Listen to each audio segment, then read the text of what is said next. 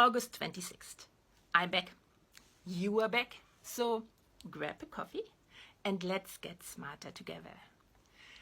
Why not ease our way back in with a simple question? What is the nature of humans, good or bad? The two people whose answers are cited most often are Thomas Hobbes and Jean-Jacques Rousseau. According to Hobbes, who had just witnessed the brutality of the English Civil War from 1642 to 1651, when a king lost his head, Charles I, the natural condition of mankind is a state of war of all against all, in which life is solitary, poor, nasty, brutish, and short. He used it to justify the establishment of states and the legitimacy of governments as holders of a monopoly on violence and the threat thereof. Much of his book Leviathan is occupied with the necessity of a strong central authority to avoid the evil of discord and civil war. I wonder why. Rousseau offered in his discourse on the origin and basis of inequality among men in 1755 a contradiction of the claims made by Hobbes, written for a prize competition of the Academy of Dijon, answering the prompt, "What is the origin of inequality among people, and is it authorized by natural law?" but rejected because it came in a word or two above the word limit. Rousseau coined the phrase noble savage. Noble here should be read as aristocratic because, not unlike Hobbes, Rousseau had written his essay with the people of a brave new world in mind. It just came to the European mind because Europe crashed into the Americas, the First Nations. And the men of the First Nation did what the aristocrats did in Europe, mainly spending their time hunting. And some of Rousseau's arguments sound a bit like the indigenous critique on the European societies, even when he concludes that humans' nature is good, but then property happened. I say these arguments sound a bit like the indigenous critique because they don't catch the real meaning of it. The indigenous people of the newly discovered Americas, in particular the tribes around the Great Lakes in what is today Canada, practiced the concept of personal property. They just didn't use it to explain the basis of any freedoms a person might exercise and anything else when it comes to that property. Today is like the holy cow. But there's another can of worms that I don't want to open right now. The problem with both today's still prevalent ideas of the nature of humans, Hobbes is the basis for how politics and economy are practiced today, while Rousseau comes up in questions of humanitarian aid, for example, is that neither of them has scientific proof. And the authors never claimed as much.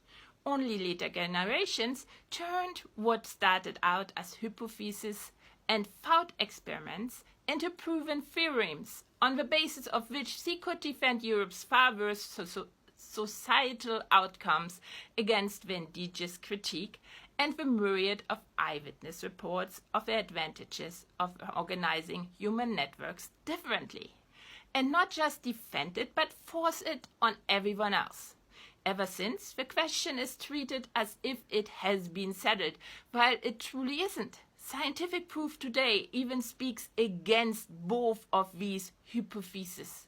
For example, both assume that humans in prehistory lived alone or in very small groups covering little territory, while we know today that they cooperated in huge networks that sometimes even spanned continents. Take the outer stone of Stonehenge that, as recent research has proven, has been carried over land from Scotland to the Salisbury Plains, 500 miles, at a time when the people of the British Isles had tried agriculture, but had given it up again in favor of foraging and had opted against central authority in perpetuity. meaning not just some ideas in politics, but the whole way we do politics today might be based on a wrong image of humans and the troubles we experience.